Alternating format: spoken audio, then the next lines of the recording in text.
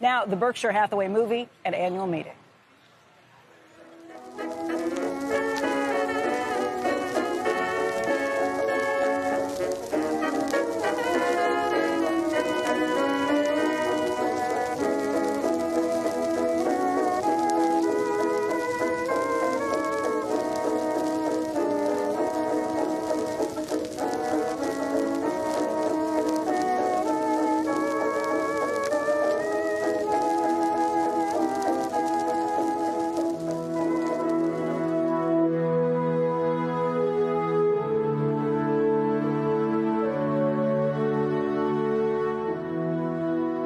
So, Charlie, you were born on the first day of 1924. You have seen a century of history. Do you ever stop? Not only that, I lived in the aftermath of a previous century of history.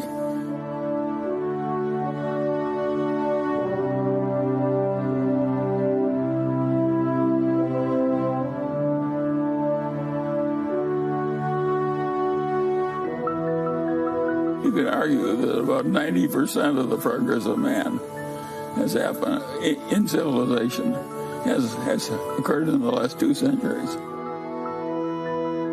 There was no car. There was no broadcasting. It was a very different world. We figured out so very, very much that was quite important as a start. And, of course, that's what brought the economic system up, so man had enough leisure, had enough time to think. That's pretty much all of modern biology, modern medicine, and modern industrial civilization.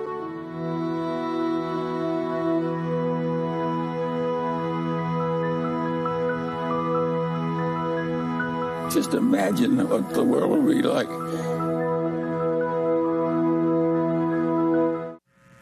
It's extraordinary how resistant some people are to learning anything. Competency is a relative concept, and what a lot of us need, including the one speaking, is what I needed to get ahead was to compete against idiots. And luckily, there's a large supply. And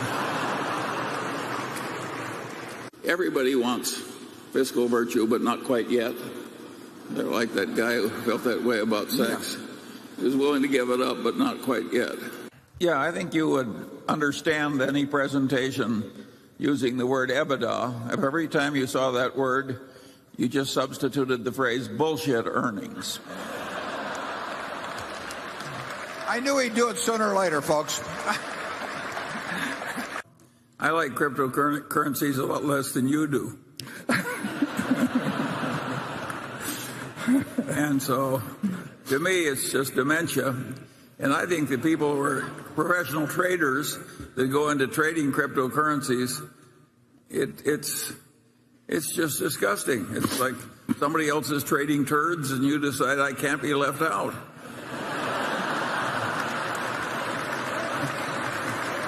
But those of you who are about to enter business school or who are there, I recommend you learn to do it our way, but at least until you're out of school, you have to pretend to do it their way. In accounting, you can do things like they do in Italy when they have trouble with the mail. You know, it piles up and irritates the postal employees. They just throw away a few carloads, and then everything flows smoothly thereafter.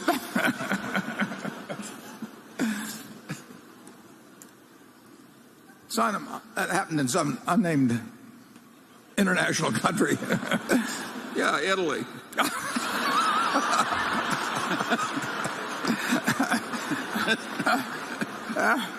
It's perfectly obvious, at least to me, that to say that derivative accounting in America is a sewer is an insult to sewage.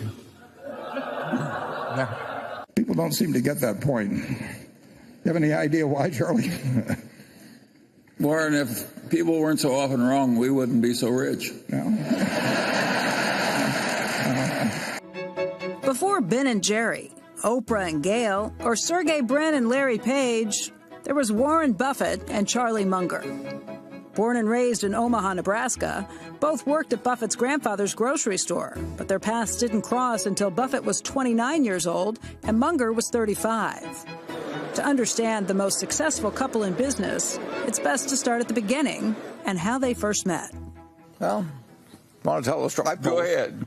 There was a doctor couple, very prominent in Omaha, and his name was Eddie Davis. Her name was Dorothy Davis. And it was Mrs. Davis that called me, naturally. She did everything. And she said, we've heard that you manage money, and we'd be kind of interested in listening to your story about how you do it and what we might do with you.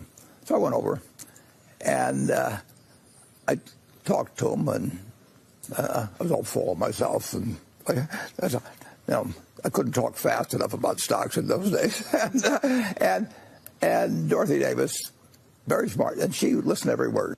And the doctor was kind of over in the corner spinning a yo-yo or something, and not paying much attention. And the wife looked over at the doctor, and he said, I'm going to give him $100,000. And I was managing about $500,000 at the time, so it was a big deal. And in a very nice way, I said, Dr. Davis, I said, you really haven't paid much attention to what I've been saying and everything. I kind of like to know why you're giving me this $100,000. It was much more modest than that, the way I edged into it. And Dr. Davis looked at me and he said, well, he says you remind me of Charlie Munger. And I said, well, I don't know who Charlie Munger is, but I like him. And it sort of became their mission that sometime they wanted to get me and Charlie together. So Charlie, in 1959, his dad died, and he came back to Omaha. His mother lived there, and the Davises really got us together. And so they arranged a dinner. About 5 minutes into it, Charlie was sort of rolling on the floor laughing at his own jokes, which is exactly the same thing I did. So I'm not going to find anything out like this. And we just hit it off. Charlie, what did they first tell you about Warren? How did they describe him to you? Well, the Davises were like a second set of parents to me.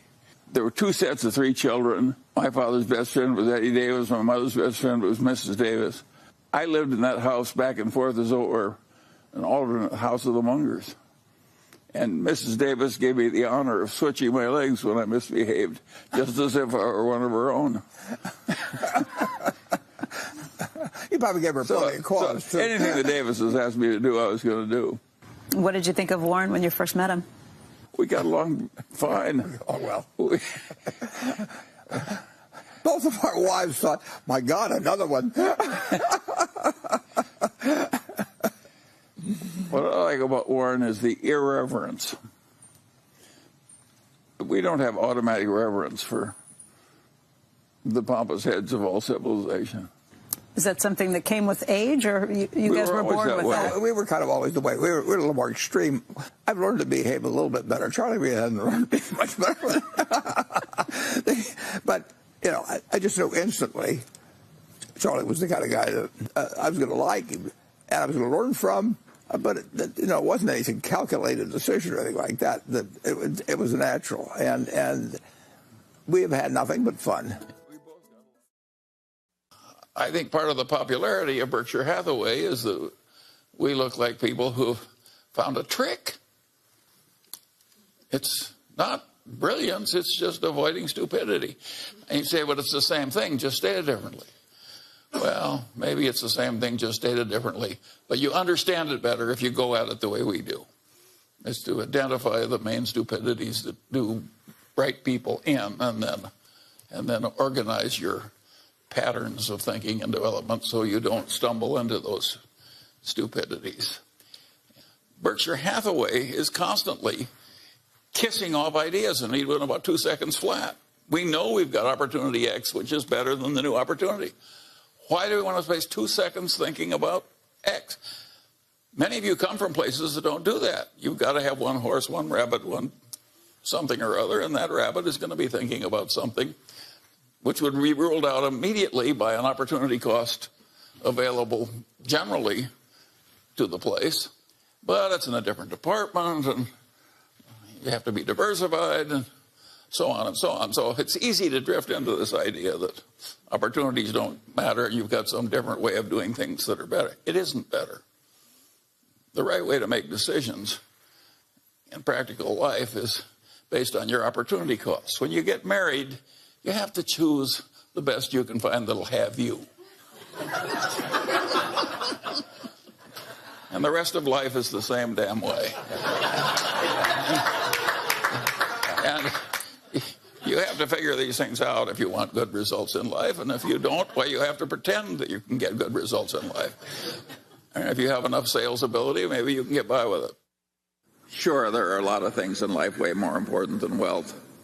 All that said, some people do get confused. I play golf with a man, and he says, what good is health? You can't buy money with it.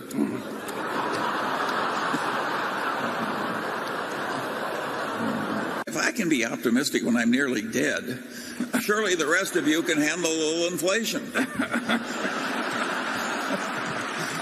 If you mix the mathematics of the chain letter or the Ponzi scheme with some legitimate development like the development of the internet, you are mixing something which is wretched and irrational and has bad consequences with something that has very good consequences. But you know, if you mix raisins with turds, they're still turds.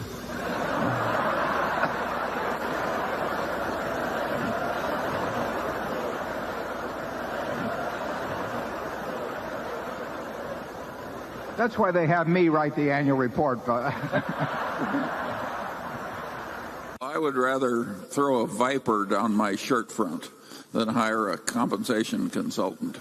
A director getting $150,000 a year from a company who needs it is not an independent director. Being put on the comp committee of American corporations, as I've said, they're looking for chihuahuas and not Great Danes or Dobermans, and I hope I'm not insulting any of my friends that are on comp committees. You're insulting the dogs. It's not that great a business as a business, casualty insurance. It's a tough game. There are temptations to be stupid in it. It's like banking. Once I asked the man who just left a large investment bank, and I said, how does your firm make its money? He said, off the top, off the bottom, off both sides, and in the middle. The general system for money management requires people to pretend that they can do something that they can't do, and to pretend to like it when they really don't. And I think that's a terrible way to spend your life, but it's very well paid. Charlie, I don't know why I'm giving you another shot, but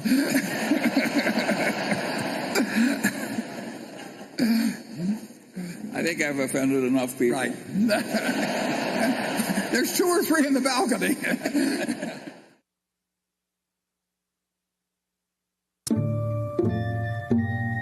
We were mental partners right from the moment we met. I want to know, going back 50 years, what it was like when you first met Warren. Well, I thought he was a prodigy. And I got a lot of criticism. My wife said, why are you paying such enormous respect to that young man with a crew cut who won't eat vegetables? He's ungodly smart. He's got a much broader intellect than I do. And he's magnificent at being able to condense important ideas into just a very few words. If you're not interested in the economic scene right now, you're mentally dead. Charlie has no tact. All right, let's talk a little bit about bankers. Charlie on Friday compared them to heroin addicts. Yeah, well, that's colorful, Charlie, but I would not have chosen that. I once wrote of him that when they handed out humility, he didn't get his fair share. The ideal way to run a headquarters is to have one man, preferably over 80, sitting in an office by himself. Anything else is pure frippery. He's always honest in what he tells me, so I listen to him. We never had an argument. We just kind of roll with it easily. Suppose Warren doesn't want to do something that I would have done. And suppose that happens 4 times over 40 years or something. What the hell difference does it make to me? Net, the record is working out fine. Warren, your obsession with Hollywood is starting to worry me. Well, Mr. B, I look forward to serving as your number 2. Well, actually, I already have a number 2. Meet Charlie, my Dwight. You don't look so tough. Well, actually, there are 18 ways I could kill you right now. I'm in. I'll raise. I fold. Where's Warren? Well, unfortunately, I wasn't Warren's type. Oh. Well, who needs a billionaire anyway, right? Oh, I got myself a billionaire. It's just not Warren. Come in, sweetie. Hi, girls. This is Charlie. Hi, Charlie. You come here and sit right down, and I will grab us a couple of beers.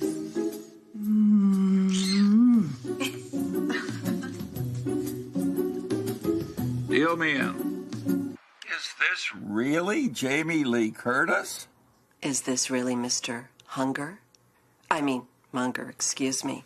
Please call me Jamie as long as I can call you Charlie. Hi, Charlie. I'm Susan Lucci. Oh, haven't you heard about the deal between Warren and me? He's going to be a big star at All My Children, and I'm going to be taking over Berkshire Hathaway. Well, you've certainly got some important qualities that Warren lacks. Well, thank you, Charlie. There's some changes I really think we need to make around here.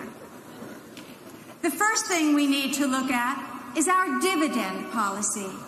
I have never heard of anything so cheap and so unfair to our wonderful shareholders. We need to change it. Sounds good to me. Charlie, have you seen the new trailer for Iron Man 3? It's really amazing. Iron who? Charlie will get on his knees for you. I can check, please. Yeah. Do we have a deal? Okay, yes. Oh.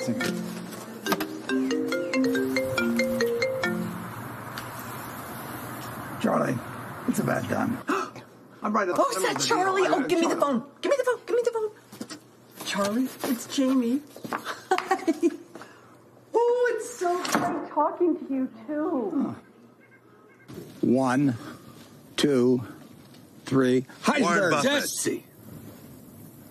All right. I'm going to call my partner and have him draw up the papers. Wait a minute. Did you just put that piece of brittle back in the batch? That's right there. Contaminated the whole thing.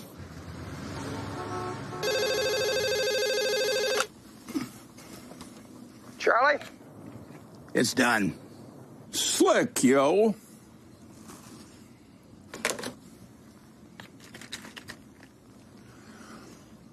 Brittle, bitches.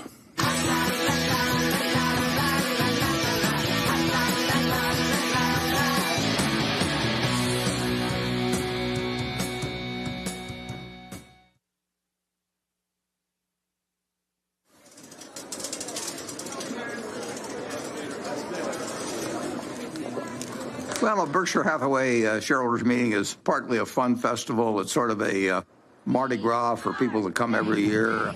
It's a chance for us to have a lot of fun and meet the people that have entrusted us with their money.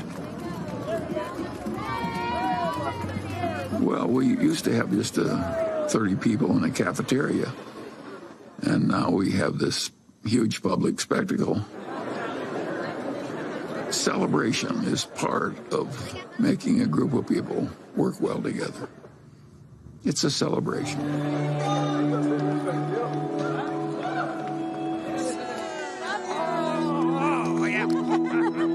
I think investors who own Berkshire Hathaway, they see themselves as a part of a community. There are more long-term holders of Berkshire than any company. People consider it a religion. They don't buy it with the idea they're going to sell it next week. I think most of them buy it with the intent of holding it for their lifetime, just like they'd buy a farm or buy an apartment house. At Berkshire, everybody gets the same information from the comprehensive annual report. We don't meet with the analysts. I'm not interested in what an analyst thinks about Berkshire. I'm interested in what the owners of Berkshire think about Berkshire. He came out of a private partnership where people he knew were trusting him. And he had his relatives in the partnership, and they were not rich. And as it got bigger, started treating everybody else the way he treated his relatives. In terms of our feeling toward the people who are shareholders, we regard them as our partners. They're not some faceless group of people. And that's why at the annual meeting, I love seeing 40,000 of them. It gives real meaning to what we're doing every day.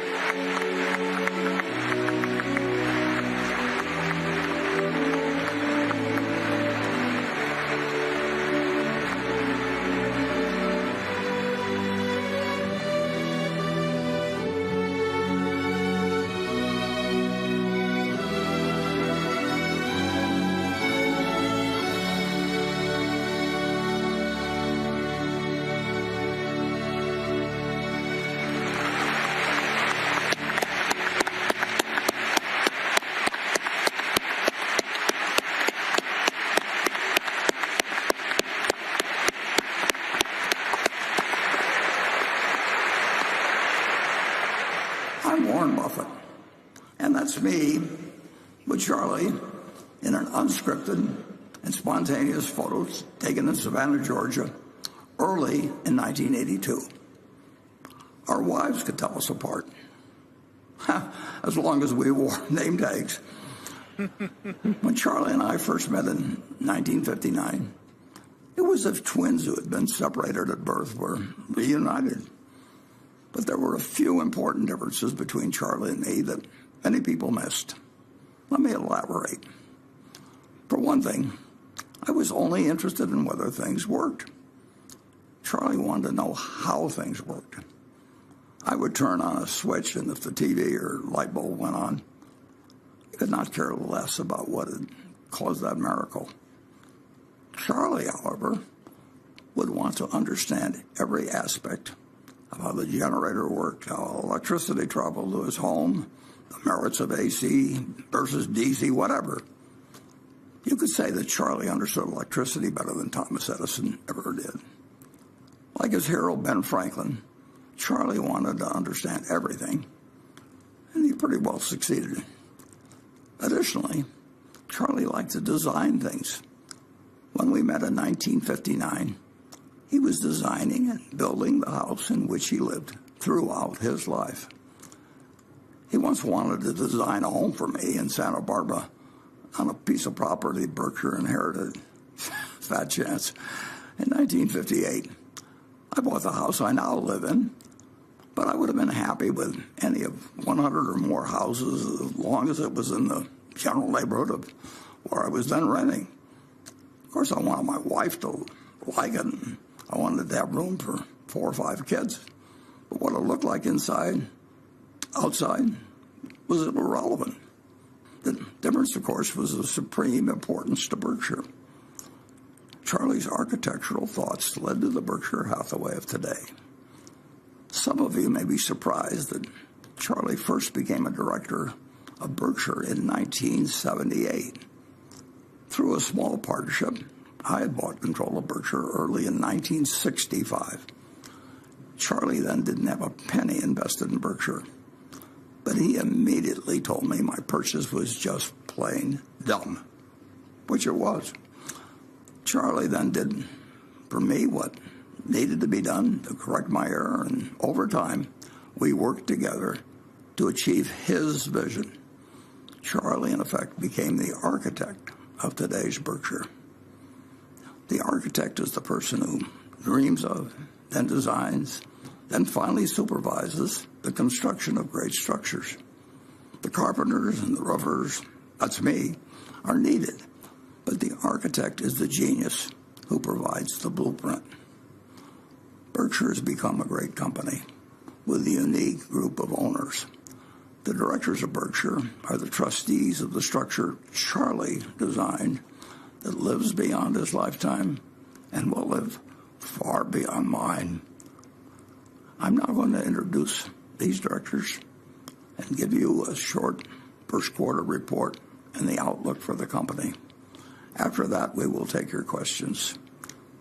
Please turn up the lights, and I hope you'll join me in applauding Charlie Munger, the architect of Berkshire.